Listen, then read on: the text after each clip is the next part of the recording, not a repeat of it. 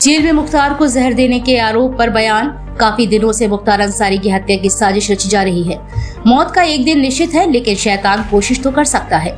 मुख्तार को मिटाने की, खत्म करने की तमाम कोशिशें हो रही हैं। उसी चट्टी कांड में मुख्तार की गवाही न हो, इसलिए साजिश हो रही है।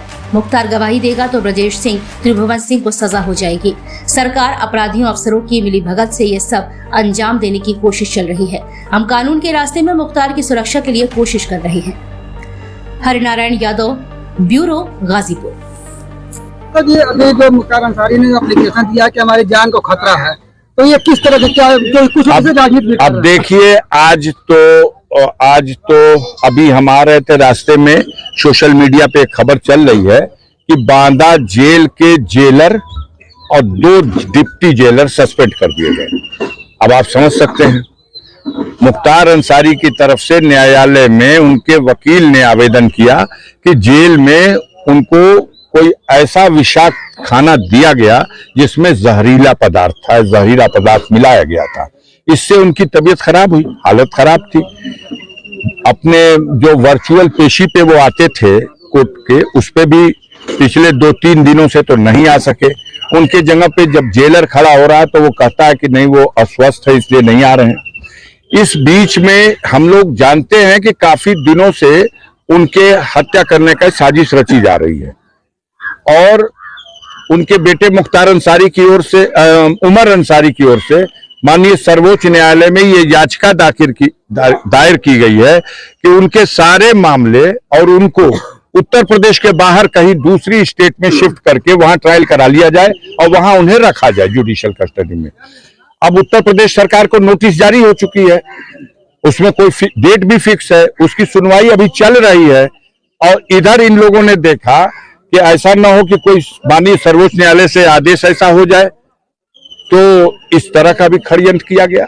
हमारा मानना है कि मौत का एक दिन निश्चित है, लेकिन शैतान कोशिश तो कर सकता है और तमाम तरह की उनको मिटाने की, उनकी हत्या करने की कोशिशें हो रही हैं। उसके पीछे एक बड़ी वजह, जो सबसे जरूरी वजह है, वो ये है कि ब्रजेश सिंह जो हैं, उनके खिलाफ 15 जुलाई 2001 में जब मुख्तार अंसारी पर उसरी में आक्रमण हुआ था तो उनके खिलाफ नामजद अभियुक्त बना करके त्रिभुवन सिंह, ब्रजेश सिंह पर मुकदमा दर्ज हुआ था।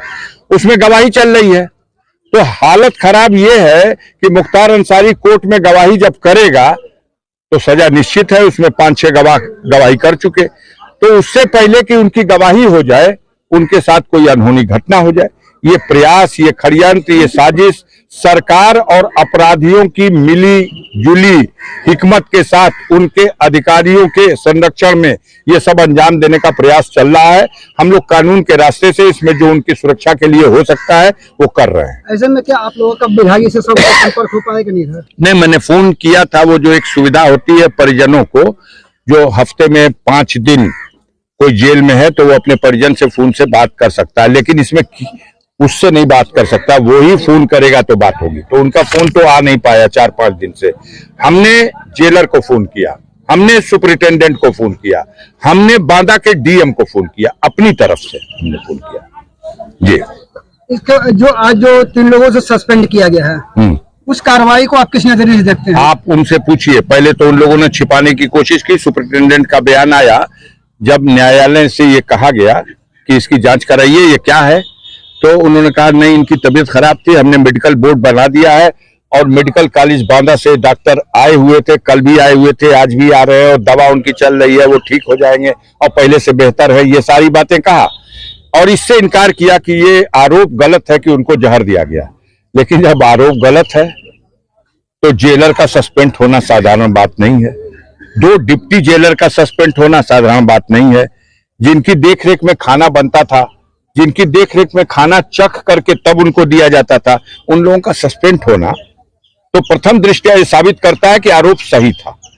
अब माननीय सर्वोच्च न्यायालय में ये बात जा रही है, देखिए वहां से कुछ होगा। सांसद जी, बड़ा सवाल ये उठता है कि जब जेल के अंदर जेल मैनुअल के अनुसार हर चीज चेक हो जाती है, तो जहर जो है कि पहुंचा कैसे वहां पे? नहीं, कहा आपसे, जब पूरी मशीनरी लगी हुई है एक व्यक्ति को समाप्त करने के लिए, तो ये सब तो षड्यंत्र है। इससे पहले भी उनकी हत्या करने की अनेकों बार कोशिश की गई, कभी बम से उड़ाने की कोशिश की गई, कभी गोलियों से भूनने की कोशिश की गई।